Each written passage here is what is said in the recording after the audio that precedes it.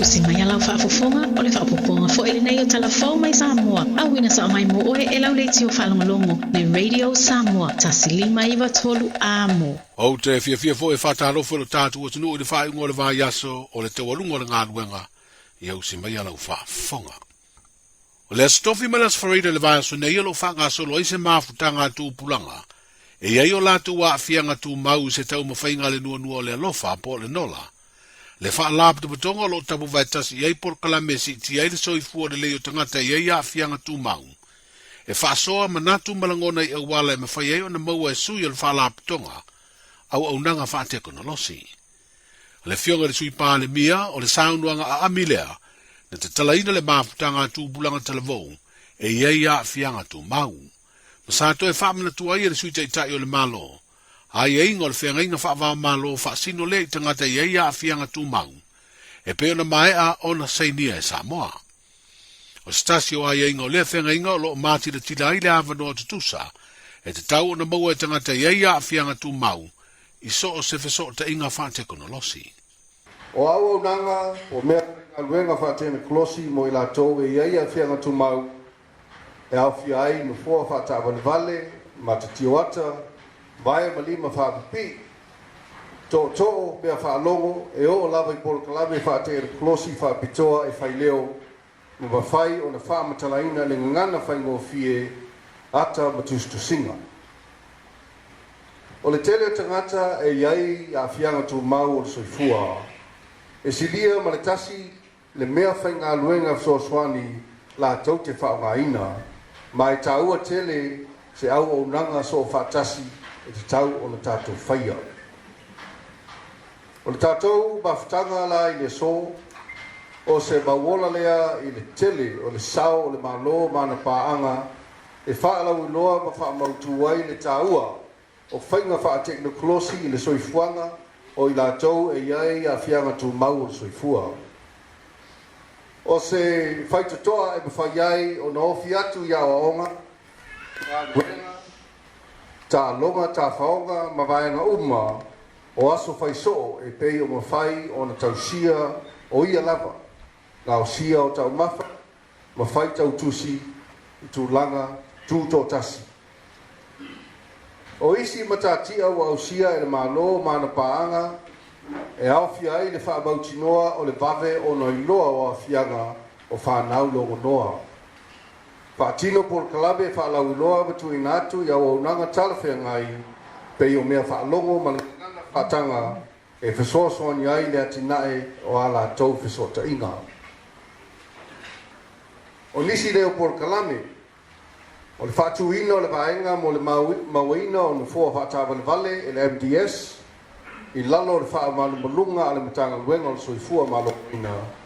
Na ia whaititia di tupe whaalu ono ni afianga po ni whaale tonu e ono tu la ibai i le whaongaina o mea whainga luenga so swani la tau te pana o mea ai le talawhea ngai ba i la tau.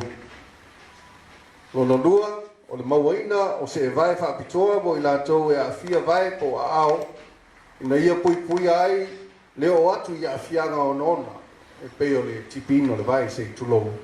Maisi a fianga e maisi lava i la tau ua iai a fianga tu mau ngase le pipisi e pei o le suka. Whaatupala ia le awai o sui awai o le nuanua le alofa mana paanga i le atinae o tu la fono mata i ala e veso tai ma vaenga uma e pei o na ta ua.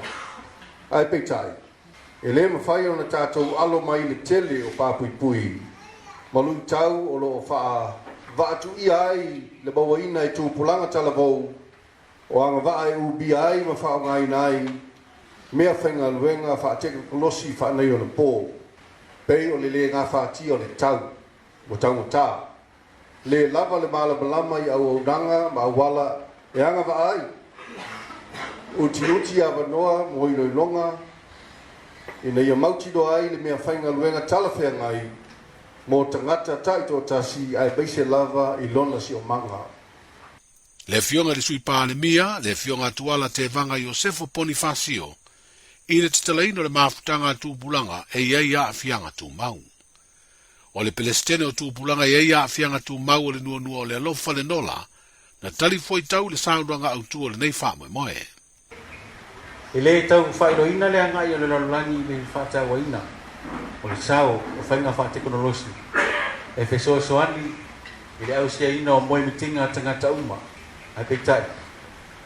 E le mawhai ona ato toa nei tau mawhainga uma. Pe a whai au noa ma le wha au penga i o ina tau eia a whianga tu mau. Ina i o mawhai, ona o latu au sia fo i mawha ngā ina nei au nanga SS. Pei o tūlanga tūsa maisi. O le wha moe leo le nei lua aso. E pei o na wha mawhai. I le wha au penga ina o ina tau eia a whianga tu mau. I teknolosi, mau ki tali tonu. O nei awa noa tā ua, o le ate lero na sao tā ua. I le wha mati e ina o tau mawhainga. Ina i aua, nei tu ua i tua se tasi.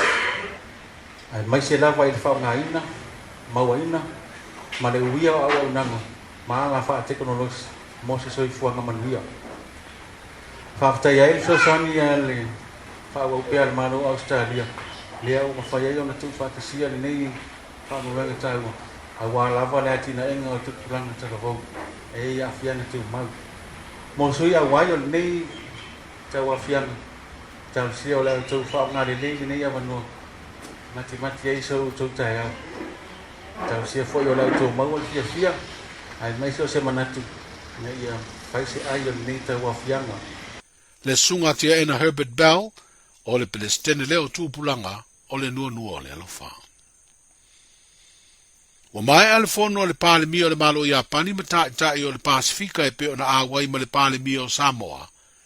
Ma o se feilo inga e pe ona whaelo ai li poti, sa talanoa ina ai le telo mata upu, e pe o le fiso swani wha soa lea malo i atunu o le Pasifika, mo le tu le ati na alo tele o le tamau ainga. Stasio vaenga tongi o le fono wha le tausanga ua mai a, o le feilo i atu o tai o le Pasifika, i le ao le malo Japani le emperoa o Naruhito, o le emperoa o le tupu fo i leo le atudu o Japani. O le pale mio Samoa na mua feilo i atu le fionga le emperoa, ma lana masio fo e peo na whaelo ai fiso ta inga tele vavave wha ona po nei, sa wha asara la wai lea feilo inga. Ai le talaino le paya inga fau o le pale mene o le malo o pele tania le vayansu nei, ina ua mai a le palo ta tele le atunu, na whaelo ai e lana mai estete le tupu o sale sa le tolu, i lana malelenga te talai le paya inga fau o le pale mene o na malo, lo na feo Australia ma Samoa ia o ke topa, i le la malanga whaatupu mua, talu o na whaapaleina e avea matupu o lo na malo. The Queen and I look forward to our visit to Samoa, alongside the Commonwealth Heads of Government meeting in October, and our visit to Australia. Se vaenga le malelenga le tupu o sale sa le tolu, na te tala ai le paya inga fau o le pale mene o lo na malo, e peo na ia whaelo ai ma le la malanga taua loa i Australia ma Samoa i le masina o ke topa. O le mtanga luenga whātua inga ma le vā i whafu o le malo New Zealand ua veso swani, e whātu bese tasi o ngā luenga tāua tere lo tātu o tunuu, o le tonga fiti leo ta i whaua a inga o lo a fia i mai o mea ola, whapea ma le tasi o vaenga tāua, o le lau niu o ta i whaua tāu fia i le tā aloa, ma sāti ai tangata wheo ai mai se tūlisi tā whau. Le stofi le vaso ne ina amatai lea ngā luenga i le lotoa, o loo whaafsanga i ma le ofisa utu o mta ngā luenga o leo whare pui ma le toe fua ta ina i pia, ai o le songa fua e o i le sonunu o le vaenga sa fau, o le asi atuai le ngā luenga, i le lotoa le kompani o le Gold Star Songi, leo o lo so ma le kompani suau ma penisini o lo i le vaenga o le taulanga o pia. E whaia fua ta o tonga o ta i whau e whapena foi, o na le eise ta tongi o tonga fitinga o mai o a fia ia meola, to e maua fua foi fuala au, e ta pea ai le utufiti o meola e le ngata o ta i whau a o pusi. O nai vā yaso e le ima mau atu sa to e va ia inisi o no whanga le taulanga, mai le e pu e ai ta i whau ta loa. O se tasi o unanga ua o fia i tutonu o mtanga aluenga o leo, whare pui ma le toe fuata ina, e peo na whenga iai ma le lesi tila ina o ta i whau. O le vaenga leo mtanga aluenga, whaata si ai le pūlenga o tangata tā whau mai whafo, ma le sosa i ete pui mea ola i Samoa, o le whalaptonga o fō mai manu e tā ua o le Vets Beyond Borders, ma le pūlenga o wafu ma taulanga, o langolongo ina lea ngā aluenga whasoa sani, e pe ona whaatupe le mtanga aluenga whaatoa inga mele vai whafo le malo New Zealand. O se ngā aluenga tau o tele leo o whaatino, a o lumana iei le tali ngā malo, i le fono a malo le tau pulenga. O leo whanga solo a o onga mo nisi o le tātu o tunu o whilwhilia, e ngā lulu e fisoa soani leo au nanga malu le malo po leo leo, i le teimio le a whanga solo e le fono a malo le tau pulenga le masino o ki topa. O i lātou ia o tā ua o auxiliary members, ma sā wha o ngā fo i le teimi, na tali malo ai Samoa i le fono a malo la iti tau atia a le larulangi, po le seeds le ana whaia i Samoa, ia se tembo le tau sanga lua afes furwha. Na wha o ngā fo i auxiliary members, i le tali ngā malo le atunu i le teimi o tā longa le Pasifika, i le tau sanga i lua o sifuru maleiva. E wha tau tō i lātou e pe i lava o malu le malo, a iei vaenga i leo o iei ro lātou malosi i le whaatino ino tiute whale o leo.